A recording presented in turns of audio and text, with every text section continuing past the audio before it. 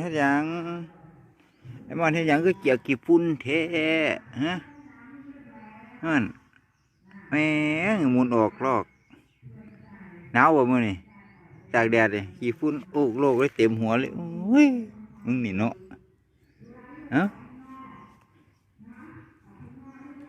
ยังฮ้อนยังนั่นยังหนาวยังว่าเจียกกี่ฝุ่นไปสิไปเข้าแม่บ่เล็กน้อยขึ้นโรงเรียนแล้วไปมาเร็วมาไปเข้าแถวไปเข้าแถวนั่นเล็กน้อยไปครูบอกอยู่หั่นไปเร็วกี่ขั้นบ่น่ะมาเขาลบทรงชาติแล้วเนี่ยเขาจะเขาลบทรงชาติแล้วไปเร็วไปกินข้าวไปสวยแล้ว2 โมงแล้วดิไป